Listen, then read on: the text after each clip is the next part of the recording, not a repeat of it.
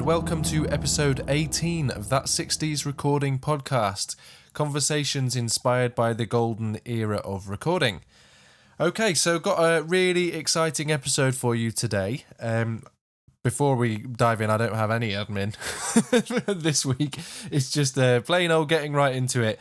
I'm pre-recording this in advance because it's coming up to Christmas and I don't know what I'm going to be doing when this episode is supposed to drop. So there. Okay, so the exciting episode that we have today is Malcolm Toft, who was the first engineer at Trident Studios, the famous I don't know how you describe it, freely creative studio in London, which was an antidote to the sort of white coats of Abbey Road, if you like, which we'll get into with Malcolm. This was recorded over Skype, as a lot of the interviews are, and I have had one or two emails in the past about some of the recordings I do, and I think I've mentioned it on these intros before.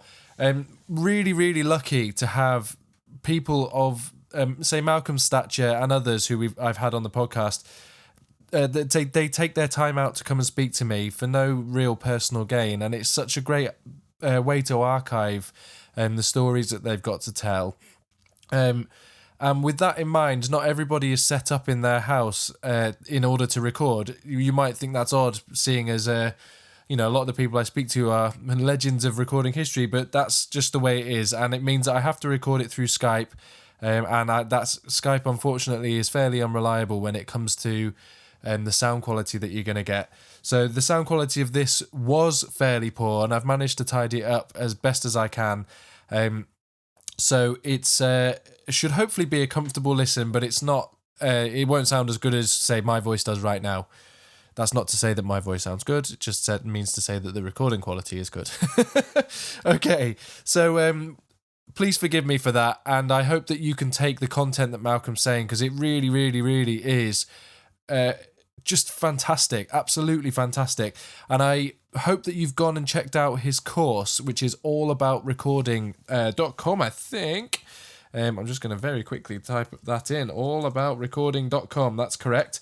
It's £15, and you get hours of lessons from one of the most legendary engineers and studio designers, mixing console designers of all time. Why would you not pay £15 for that? It's amazing. So go and do that right now. In fact, pause the podcast and go and listen to it right now. Okay, so now that you've come back and you've watched all of those videos, let's dive straight into this conversation with Malcolm Toft. Here we go.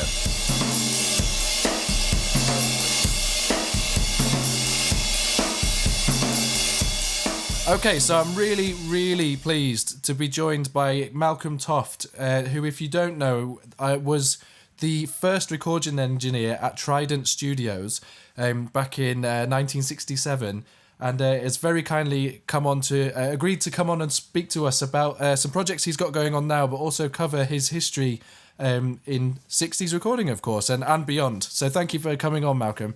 My pleasure. Absolutely my pleasure. So I'd like to start. So that one of the main reasons that we're on here is that you have we're just diving right into the cell here. You have a new course available talking about some recording techniques that, I mean, I'm going to label them 60s recording techniques, but they're not. It's just recording information that is important to get out there.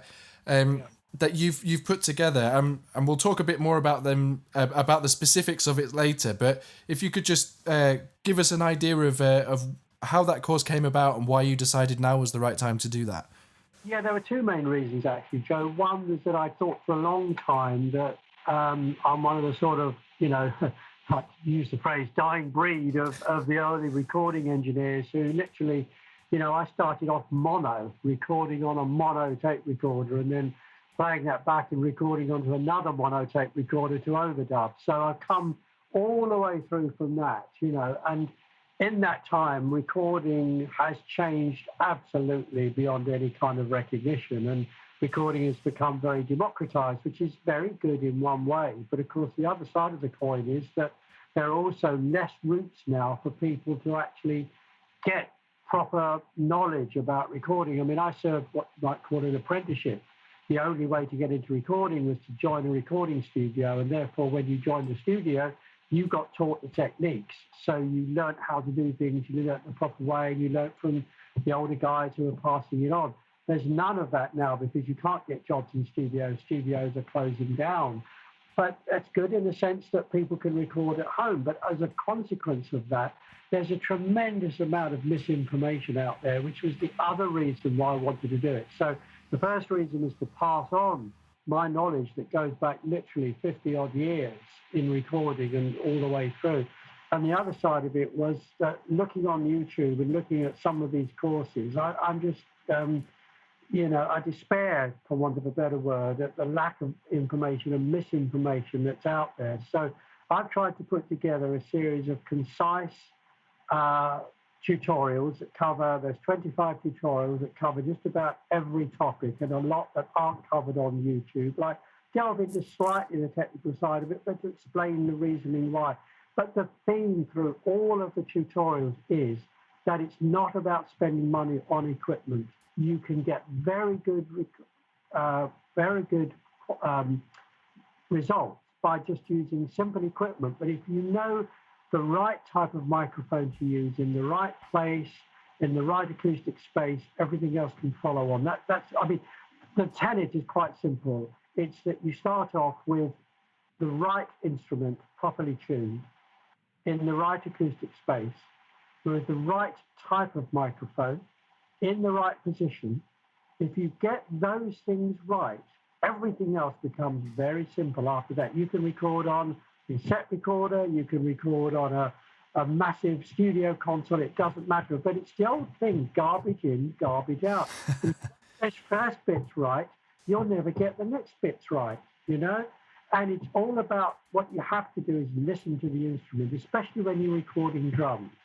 You have to listen to the drums and hear what they're telling you and adjust the skins. So as an engineer, this is one of the things that you learn by going through studios, is that you learn to listen to instruments. I can listen to a drum kit and I know what that drum kit needs because in my ears, I can tell what needs to be done to that drum kit to get the right sound in the control room.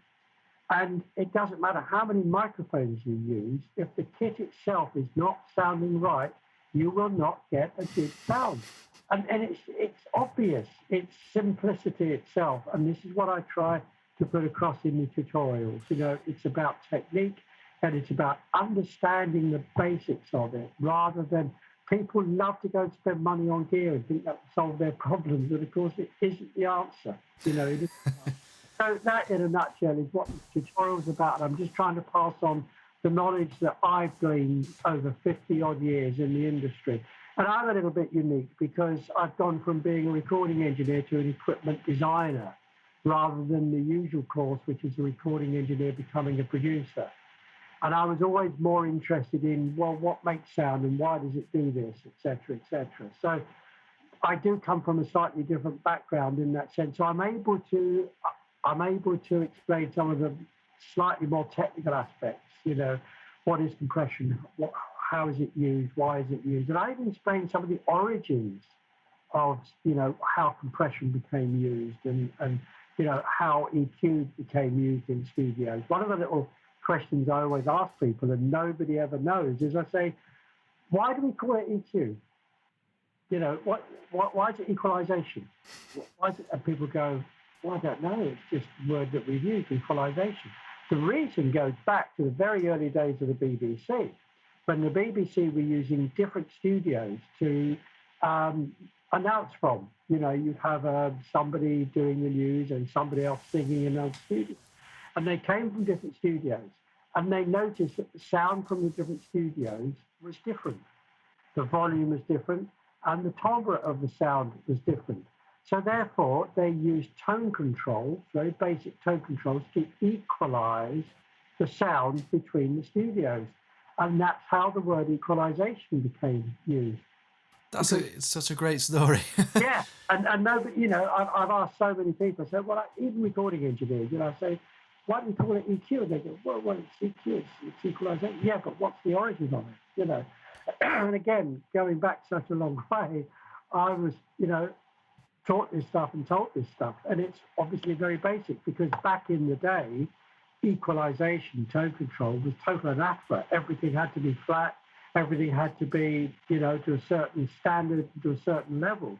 So nobody used tone controls as an effect. Tone controls were used purely to equalize the sound. So it's just one little nugget, if you like, is on the courses. So people will learn a lot, I think, about how we recorded, and also, as I say, the reasons why things are the way that they are. And I try to give a really simplistic approach to things. That's I said it in an email to you last night. That's one of the things that I have taken from it. That it's something we discuss quite a lot on this podcast. That there's a sea of information or misinformation out there, and if you when I was learning drums, you go back and explore the heritage of where the drum kit comes from. You listen to recordings of, say, Baby Dodds back in the early 1900s, and he's doing very simple drumming. And on the face of it, we've moved a long way from that point, but it's very important to understand what the role is within the music of that drummer. And that gives you some perspective on how you fit in the music now. And it's exactly the same for recording. And what I love about the way that you explain things is you explode the myth, if you like, of all of this misinformation, and you just get down to the bare facts, and it simplifies everything.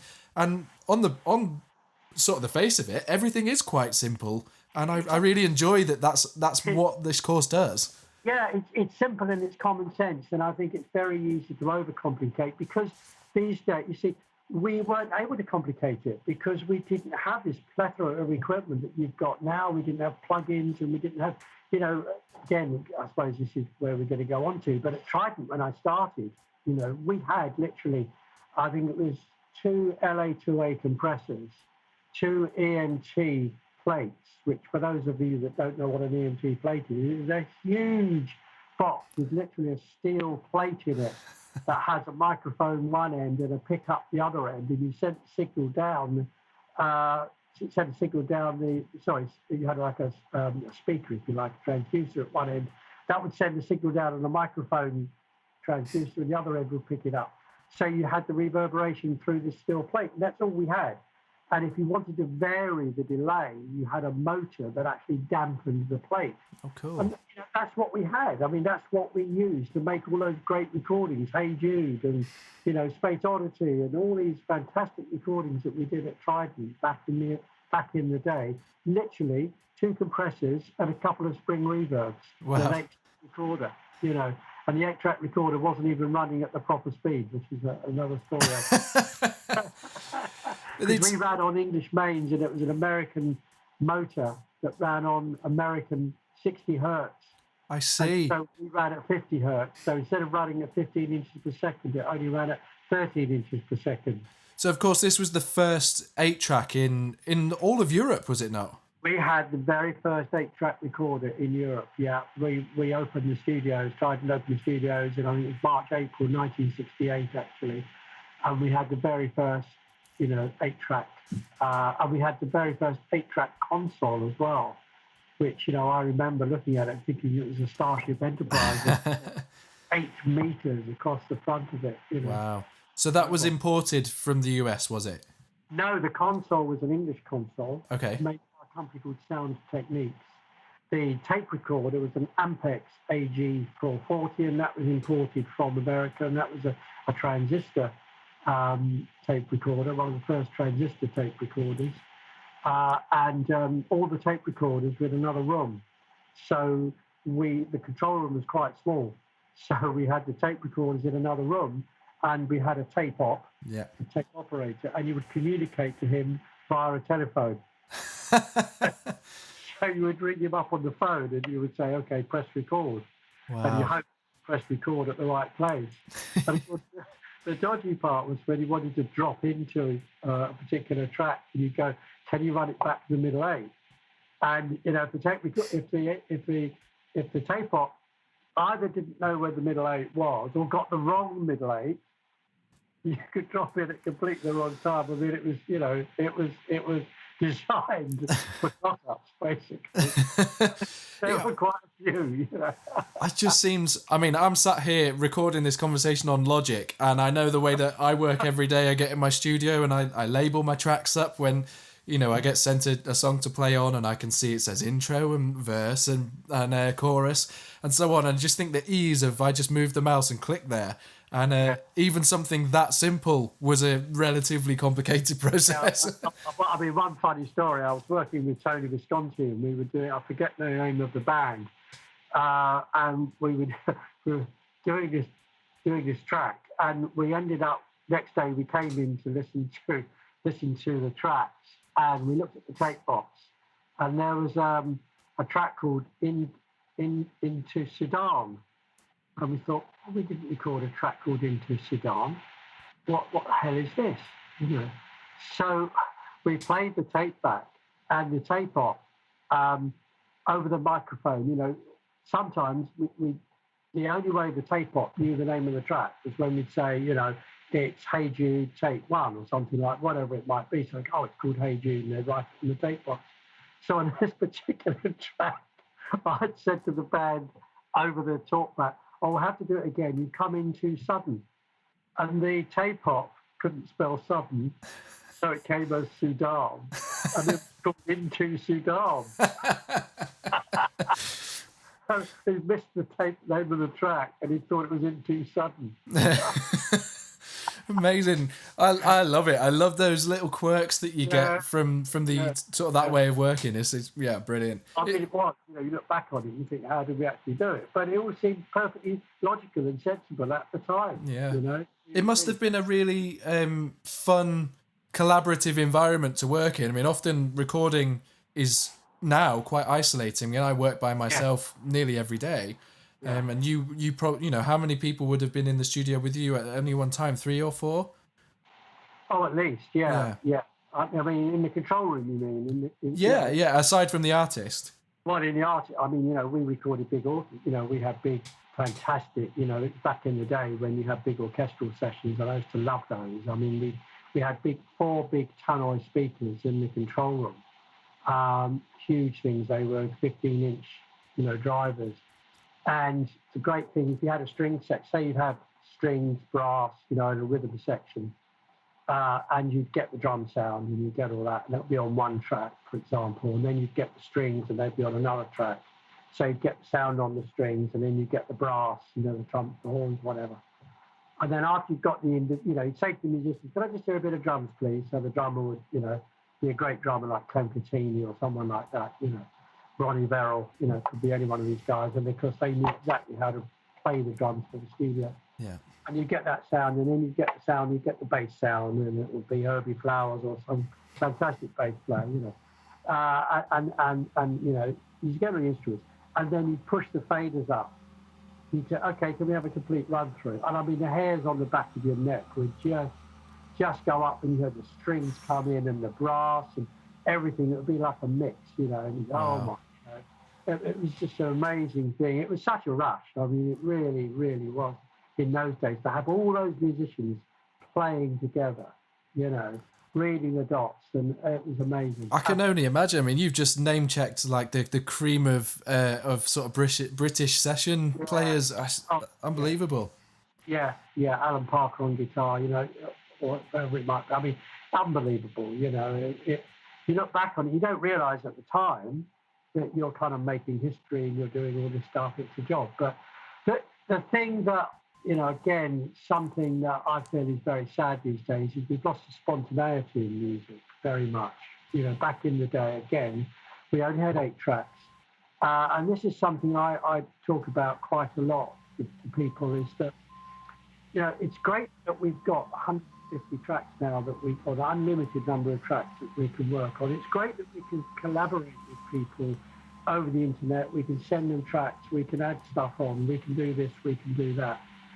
But people say, well, these recordings that were made back in the 60s and the 70s, they've got such a vibe to them, such an amazing feel to them. And the reason for that is spontaneity, because in those days, everybody had to play together. So when a band came in, they were well rehearsed. They'd gone through the tracks because they knew that when they were in the studio, you typically put the rhythm section down. So you'd have piano, bass, guitar, drums, whatever it might be, everybody playing together. If somebody made a mistake, if the bass player missed a note or the pianist, got something slightly wrong, you'd have to stop the tape and go, sorry guys, we had a bit of a goof, can we play it again? And the drummer would say, I just played out of my skin. I just played, sorry guys, we can't, redo it. Okay. So everybody was on their A game. And what that meant was the adrenaline was flowing. So everybody was really on it. So you'd get, say, halfway through the second run through, the bass player would put in a little glitch or something like that, and the drummer would pick up on it, and he'd play another little offbeat or something. And the thing would turn into this amazing session because everybody was pumping, Yeah. Everybody was there. So you'd get this amazing take that you don't get by just sending someone a track and then adding on to it and adding on, because the eye contact and being in that same room together. And of course, the problem nowadays is everybody knows, okay, yeah, I goofed on the middle eight, well, you can cut and paste that. But it isn't the same as everybody. It's almost like making a live recording. Yes. It really is. We would make it, when you look back on it now in comparison to today, we were actually recording live. The fact that we were putting it across 4 or 5 tracks of whatever it might be to start with, then of course we bounce those tracks down.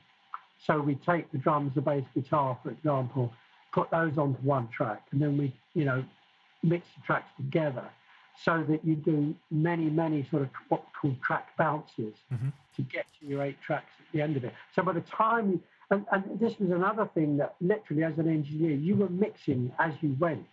We were mixing the track. And I think in your podcast with Ken, spoke about the same sort of thing. I would literally do a mix. It was always as the final product was going to sound, because we wanted to make sure that it was going to be okay. Because once you put the bass in with the drums, you could not bring the bass up anymore. So on the mix, the guy said, yeah, that's great, but I want a bit more bass. Sorry, it's in with the drums, can't do it. So we had to get it right. So you were constantly mixing all the time as you went, because we couldn't make decisions later on. We couldn't fix it in the mix. Yeah. And I think if a few people tried that these days, that they would learn an awful lot by recording that way. Absolutely. So, Ken said the same thing. He put the EQ on as he went. He put I do exactly the same. I don't do it all in the mix afterwards, because I want to hear what it's going to sound like finally. Not go, when I've added a bit of compression to that bass, or I've done this or done that, it'll sound okay in the mix. I don't want to take that chance. It has to sound right as we go along. So that literally, I remember a lot of engineers, their tenet would be that when they did a mix, all the faders were in a line. Because that was a common thing. If an engineer, when he went to do the mix, didn't have all the faders in a straight line, he'd wonder what he'd done wrong during the recording. It's a totally different mindset and a totally different way of working. And it's good that you don't have the choice. It's good that you have to make the decisions there and then. That's what we did, Sorry, I was just going to say that's exactly what I was going to come to from hearing what you've just said, that there's beauty in that, in a sense, that spontaneity as well, and it's also commitment. And I think now there's too much choice, and people mull over decisions for too long, and they're scared of. I mean, I don't want to put words in anyone's mouth, but they're almost scared of feedback they're going to get. Whereas back then, there's a lot of. I mean, even on Beatles recordings, there's many out of tune backing vocals or out of time guitars and stuff, and that all adds to sort of the specialness of that music. There's the classic. I don't know whether you know about this. The classic swearing on "Hey Jude." I've heard about this. It's not a story that's on the forefront of my mind, but I've dined out on this so many times. I've been interviewed on radio about it and everything else when we're doing the mix. But there is the F word is on "Hey Jude." Okay, is that it? It's towards the end, is it? Is it Paul shouting it? It's 2 minutes and 59 seconds in, right? And the verse starts, "Hey Jude, let her under your skin," okay, and then in the background you will hear "Whoa." And then you hear "Fucking hell." And I hear it every time. And I did those recordings my tutorials at Paul Weller's studio. Paul Weller very graciously let me use his studio, and he's got one of my recording consoles there. He's a great Beatles fan. And so when I went down there to talk to him about doing the sessions, he said, I've heard this story about the swearing on Hey Jude. So I said, yeah. And he said, well, I've listened to it so many times. He said, I knew that there was something going on with the vocal backing. So he played it across the monitors. And when I explained it to him, he said, my God, I'd never realised. But yeah, now I hear it. And I hear it all the time. I can hear it in the car. I can hear it anywhere, And basically, the story behind it, actually, is that they were very friendly with a band called Grapefruit. And the lead singer, John Perry, I think his name was a friend of Lennon's. And they were doing the vocal backing one night late at Trident, and they'd been working long, long hours. They'd perhaps been smoking some interesting substances, I don't know. But, and it was a long day. And when you have a long day and when you're maybe doing things like that, your hearing starts to obviously go. You don't, hear things quite so much. So during that time, during the overdubs, they asked constantly for the headphones to be turned up louder and louder and louder. So they're standing around a microphone doing the vocal backing. And John came into the studio, and I heard this from John himself. And Madam beckoned John down to come and join in the vocals. Excuse me. And John picked up his headphones on the floor, put them on his head and went, whoa, fucking hell. Threw them on the floor because they were so loud, okay? Well, that got picked up by the mic, and all the way through, no one did anything about it. So when I came to do a mix of it, and that was the reason I ended up doing a mix, because it was actually all engineered by a guy called Barry Sheffield, who's one of the owners of the studio. And Barry did all the engineering, but Barry went on holiday shortly afterwards in, I think, July, August 1968. And EMI weren't happy with the volume of the expletive. They said, we can't release it. So they brought it back, and I remixed it. And I don't know to this day whether it's my mix that went out. I don't know. But I did get to mix this track, and I believe that my mix went out, but I don't know. And what I had to do, because it was mixed in with the backing, vocal backing, all I could do is dip it down at that point and get it as low as possible. But because they were track balancing, that's what happened, and it ended up, it was on the vocal backing, which then got mixed in with the lead vocal. So they couldn't get rid of it. And it's on the record, and it's there, So, yes, there's lots of little errors on tracks, all, by many, many people, because there's squeaky bass pedals, on lots of tracks. I think somebody commented about the Led Zeppelin or Deep Purple track or something and said, what's going on with the squeaky bass pedal, It was there. You couldn't do anything about it. Even if you noticed it afterwards, you do the mix and you go, hang on a minute, there's a squeaky bass drum pedal. Can't do anything about that. You can't EQ it out. No. Well, this is the thing, that now all of those little nuances would be removed, or it would be sorted and redone again. And there's, obviously, I think that there's merit in some things like that, but then other things I think are much better left. They get too homogenized. Again, we did not have click tracks. I remember once. I forget who it was. It might have been Tony Visconti again. We tried to mic up a metronome to get a click track. Amazing. We tried, and it just wouldn't work. We just couldn't get the volume out of it. But, there were no click tracks. There were no electronics to give us a click track. So none of those early recordings were done to a click track. And I bet if you put a BPM meter against any of those early, any recording up till the time when a click track was available, which was, I don't know, well into the 70s, they probably drifted in and out of timing. I know for a fact, not to keep harking on about the Beatles, but obviously that's sort of what I know most about, that, Ringo, often a lot of the tracks were separate takes pieced together. And you think about, it frustrates me when Ringo gets downgraded as a drummer, and you think the pure role of a drummer is to play time, essentially. That's the bottom line. And his time is impeccable. When you think about all of those recordings being pieced together, I mean, I challenge any even professional modern drummer to match that. It's hard. Well, there was a quote from Ringo quite recently. It was on a TV show. I forget what it was now. And he said to a guy, you don't need a click track, you've got me. Brilliant. Yeah, absolutely brilliant, and that's right. Whatever you might say about Ringo, whatever you might say, he was incredibly good at keeping time. Incredibly, and that's what you want. Isn't that what you really want from a drummer? Absolutely. Yeah.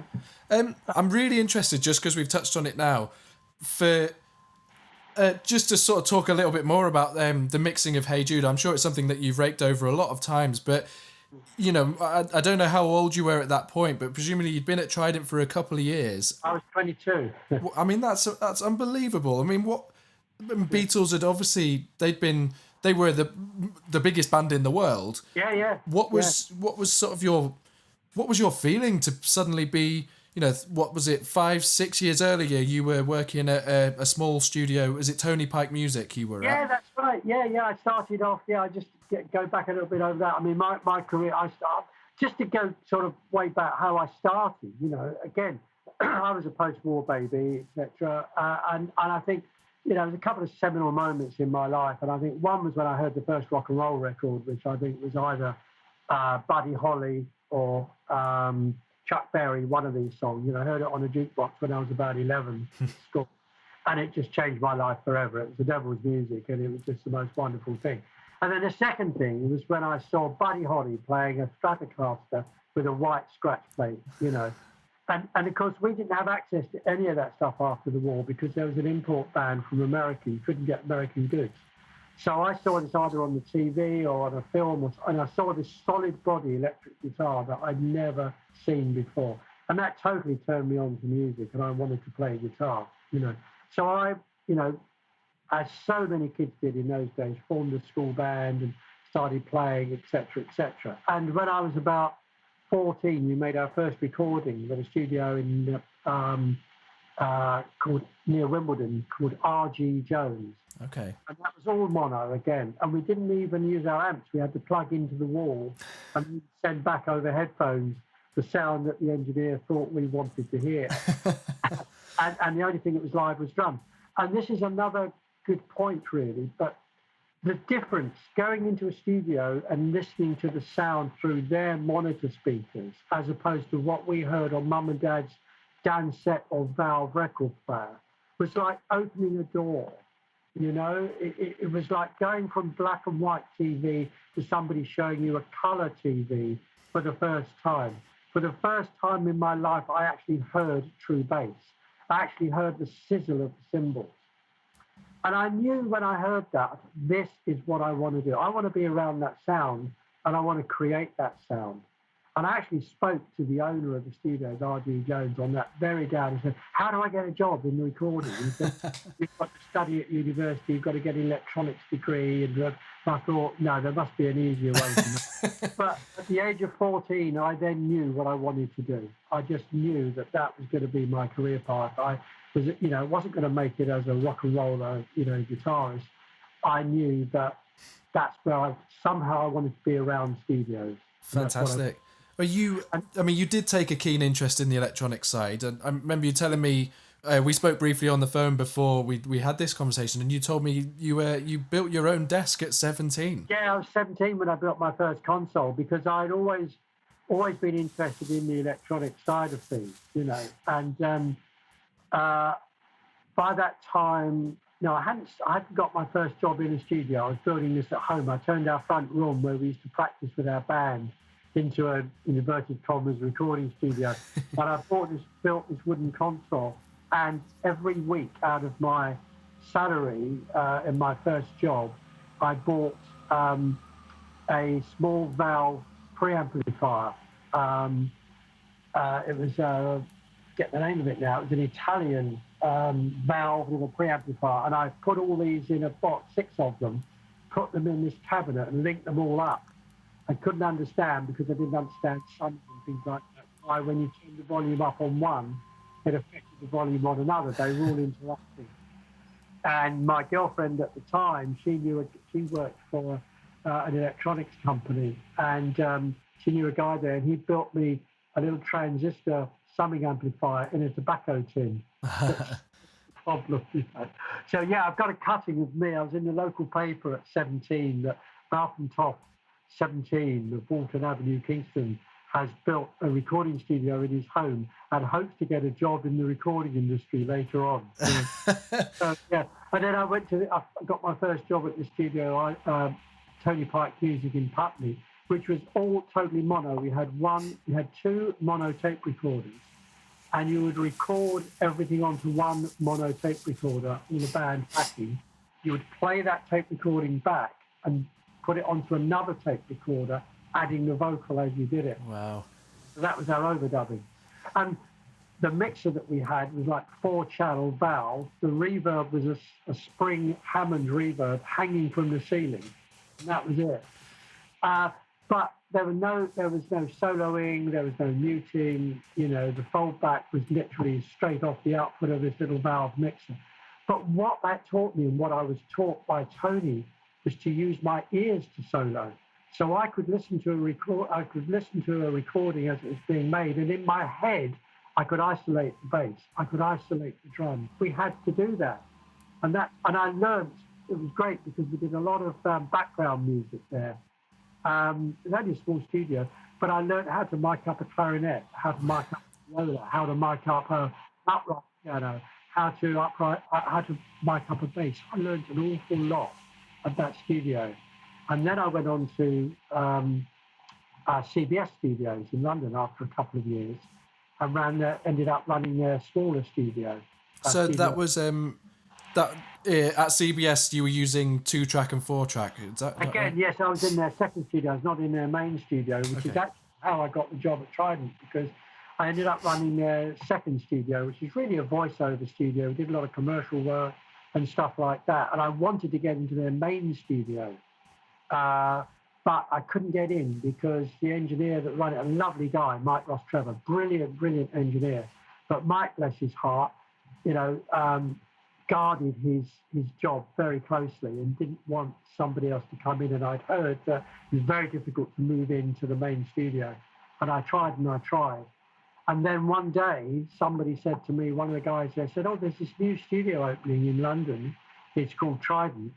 And they've got the first 8-track recorder." And I'd not even done 4-track. I'd only ever done sort of mono and stereo.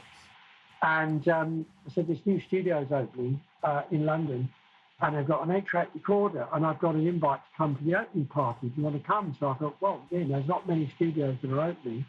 I'll go along. And the place was absolutely heaving. It was right in the centre of Soho, just off Wardour Street, the Lance Court.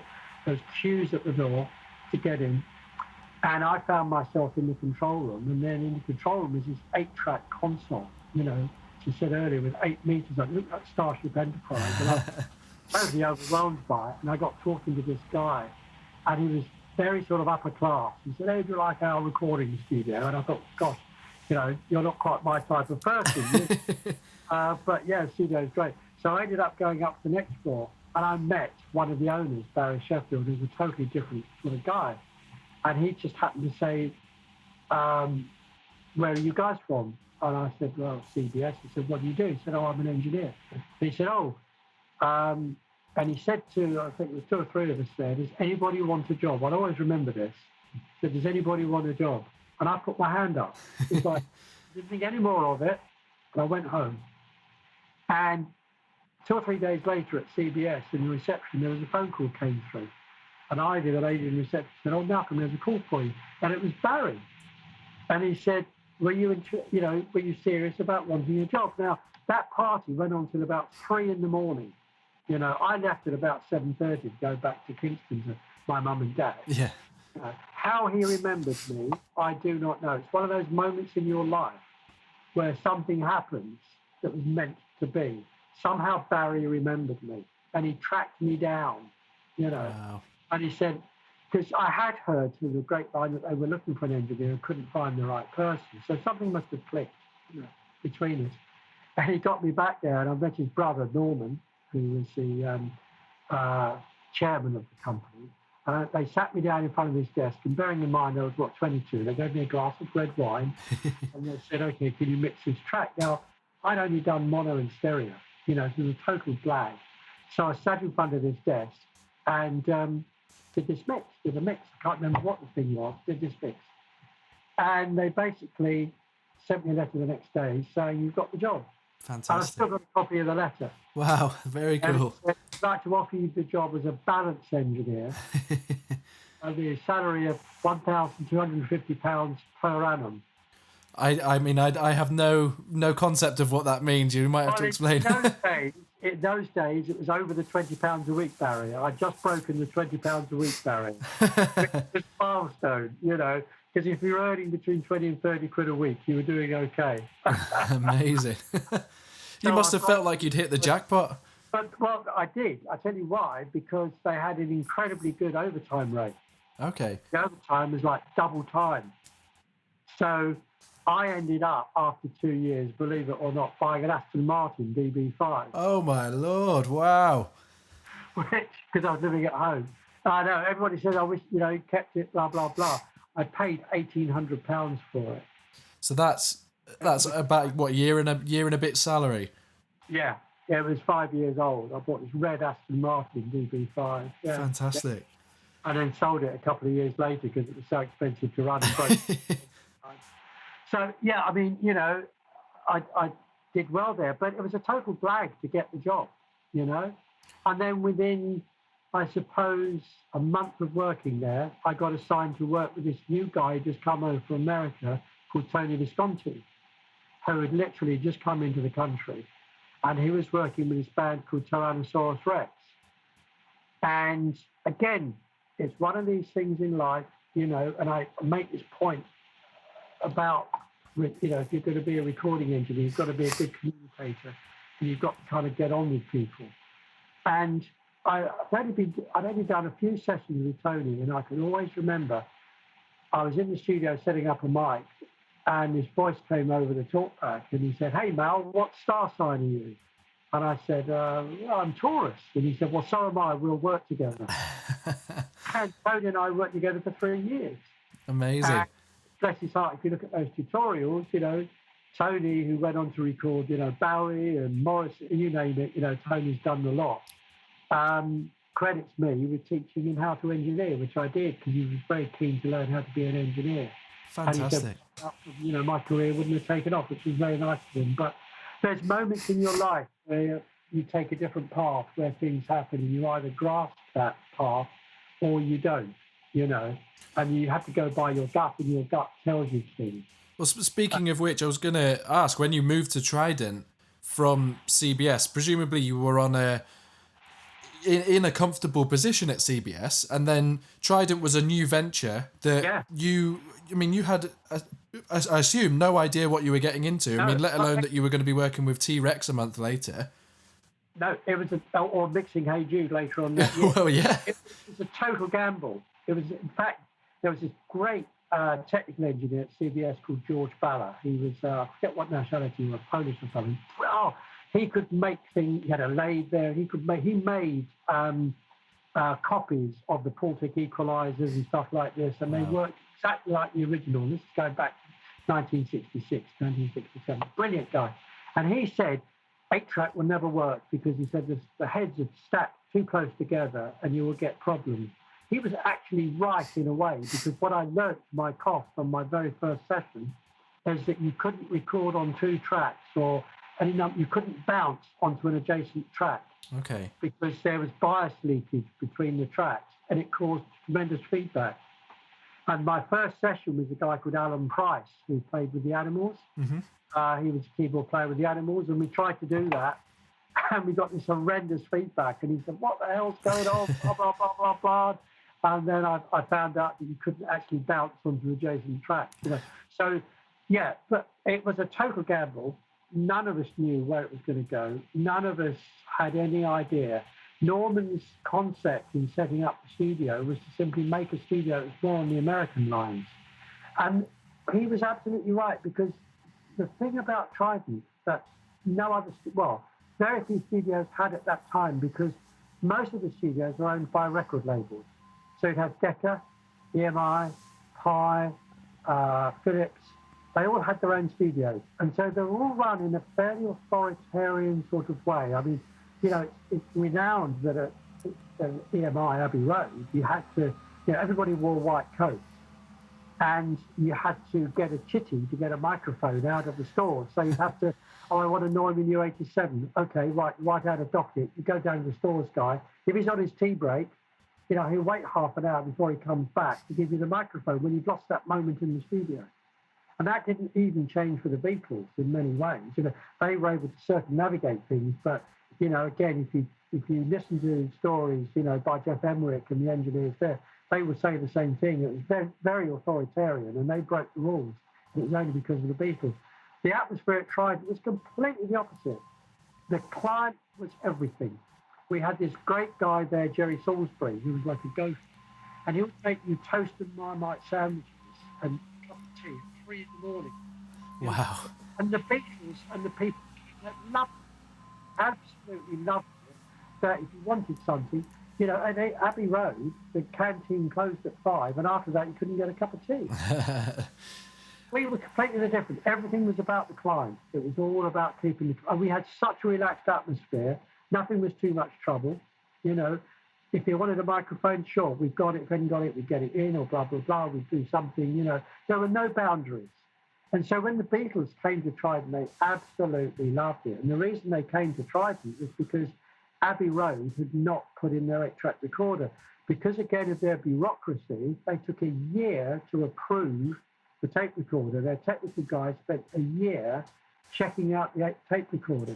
The Beatles had just done Sgt. Pepper, totally frustrated by only being able to work 4-track and having to literally record on 2 4-track recorders and press play on both machines to get it to play back. So frustrated. And they were doing Hey Jude, and again, they were having the same problems, and they thought, let's try Trident. They'd heard good things about it. And they came to Trident, and they absolutely loved it, you know. And then, of course, I went on, I did Mary Hopkins, Those Were the Days, which actually knocked Hey Jude off the #1 spot. But I found out from Tony Visconti only last year, and I didn't realise this, that was the only record that Paul McCartney ever produced. Ah, interesting. Because apparently Paul had it on his list, his sort of bucket list, to produce. He'd never produced before. And so he produced that record. And after he produced it, apparently he didn't like producing it. He never produced that record. So I engineered the only record that Paul McCartney ever produced. Fantastic. So And what was he like as a producer? Year, you know, yeah.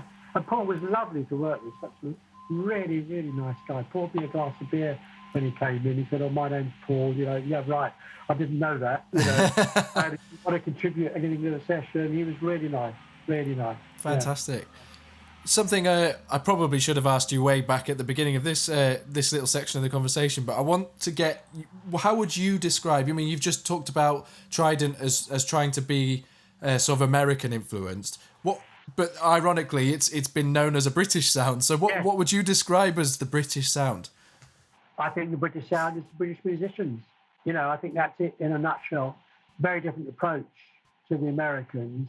As I say, that era of British music, I mean, it's really interesting when you look at it, and it's been said so many times that we took the blues that the Americans thought was just, you know, this cultural backwoods music, and we turned it into our own. You know, the Stones in particular, The Who, so many bands, we took American blues that they thought of as just being indigenous music and turned it into a whole new form of music. Because we were kind of living on the dregs, if you like. We were living in the shadow of this American thing. You know, they'd come through the war and come through it relatively unscathed. We were a decimated country, you know, with very little, you know, to go on. So we only had our own wits. And so we became very, very creative. We loved American rock and roll music, but then we turned it into something else. And you know, that's why the British invasion happened, because we took their music and turned it back on them. So we had a very different approach to the Americans. Very, very different approach. And it was an English approach born out of, I suppose, our class structure, if you like, because it was a lot of working class kids who strived for something else, who made music. That, you know, if you talk to anybody, Pete Townsend, Paul Weller, just about anybody of that era and that ilk, that's what they will say. We were disenfranchised kids, if you like. You know, teenagers were just beginning to have their say. the one thing that we all had in common was music, and we were rebelling against the establishment, and music was their way of rebelling, you know? Yeah, I mean that completely makes sense. Yeah. When I asked that, I assumed that you were going to talk about something to do with gear, but you're absolutely right, and that ties in very well with almost everything that we've kind of spoken about. That it's what goes in first and foremost that makes the sound. Yeah, I don't think the gear had there was a British attitude, I think, in recording, a British way of doing things, because we were finding our own way.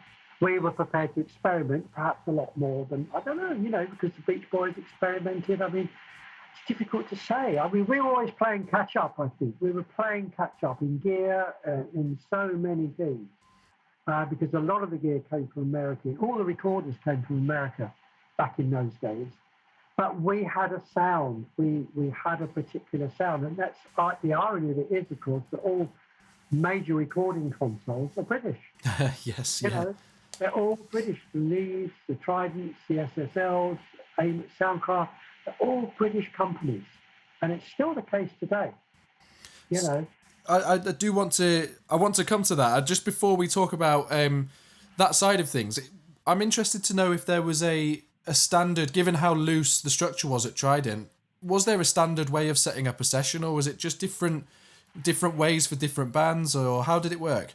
Yeah, I mean, we all kind of worked. I mean, we had, again, you see, Trident was like this perfect storm because, we had Roy Thomas Baker, Ken Scott, myself in a small way. There was another guy called Robin Cable, who was a brilliant engineer, did all the early Elton John stuff, It was a meeting place of some incredible people, but we all, Roy and Ken both came from different studios, so they had their own way of doing it, and I never looked at what they were doing and said, oh, okay, I'm going to follow what Ken did. I just did it my way, and they did it their way, and we all had different ways of doing it. So we all created, I suppose, different sounds and had different relationships with clients, etc., etc. There was no set way because we'd all come into it. The Sheffield brothers, Barry and Norman, I mean, Barry, funnily enough, was the least experienced of any of us, and yet turned out to be a very, very good engineer. Barry had not really worked in a studio before. He just worked in Norman's studio, which was above a drum shop. And I never really appreciated that until later on, because when we started, it was Barry and I did all the engineering for the first couple of years. And then I think Robin Cable came in, then Ken, and then Roy, might have been the other way around, I can't remember. No, Roy took over from me, that's right. Roy took over my engineering chair. So that would have been about 71, something like that. I think anyway, the point was that we were very good at attracting good talent. I mean, there was Dave Henschel came in, Mike Stone. I mean, all these great engineers came through Trident, in the early days. So there was somehow this magic at Trident that was able to attract really good people without actually knowing it, if that makes sense. I suppose from what you're saying, it allowed people to spread their wings a little bit, and whereas when obviously discussed EMI or Abbey Road with Ken, and we touched on it just now, it's very prescriptive, and there was a set way of doing set way of miking a kit up and a set way of miking this up, and at Trident it sounds as though you could you have all of this experience that you're bringing to it and you want to experiment. There was a mixture at Trident of later on, there were engineers who came through, like Mike Stone and Dave Henschel, who started off as T-boys. Therefore, they learned, under Roy and under Ken. So they would follow that route, I guess, but still flower in their own way. But when I joined Trident, the people that came in after me, like Robin Cable and then Roy, had already worked as engineers in other studios, so they didn't come up through the ranks. See what I mean? Yes. So there's a difference there between someone, when you come up through the ranks, which was the typical way of doing at Abbey Road, you started off as a tape-off or whatever, and the guys in the white coats or the previous engineers said, well, this is how I mic up a drum kit, this is how I mic up a piano, da, da, da. So they followed through that apprenticeship, and then they became engineers, and it was quite a closed shop. And you had that route where you started off at the lower echelons, you were a T-boy, da, da, da, da. At Trident, it was slightly different, because if we saw a good engineer, then we'd take them in, or we would nurture from within. later on in Trident's evolvement, as it evolved, engineers came from within, because it just, we didn't need to look elsewhere because there were good people coming through. But in the early days, they came in from different areas. So again, that created that whole, I guess, Trident sound and way of doing things.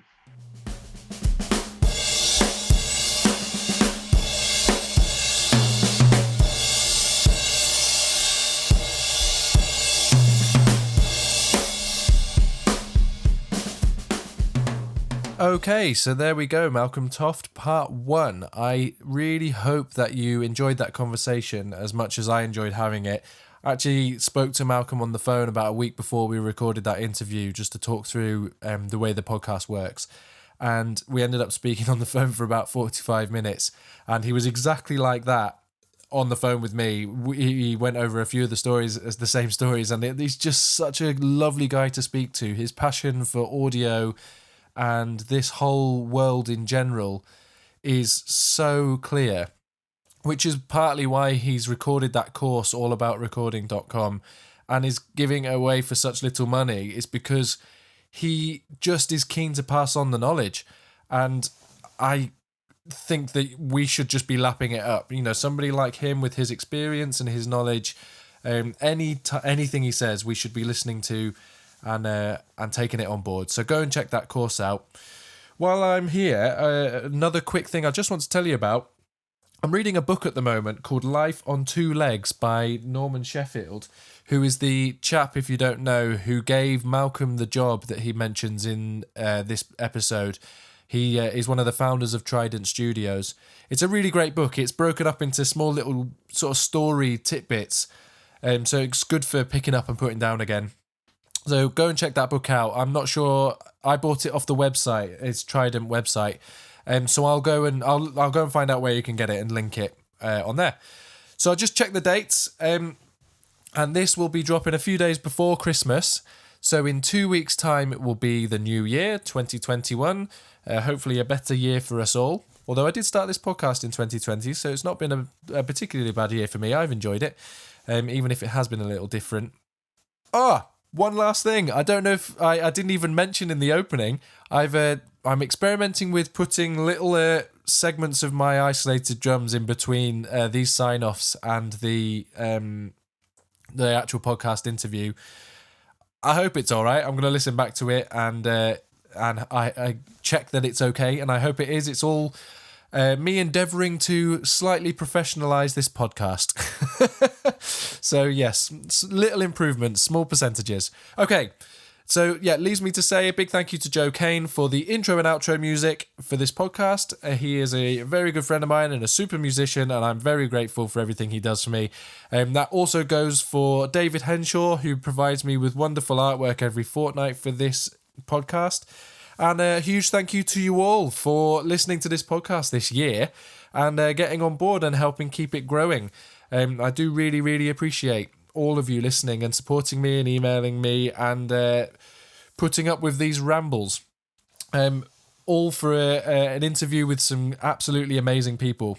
Okay, so have a great Christmas and I will see you in a couple of weeks' time. Goodbye!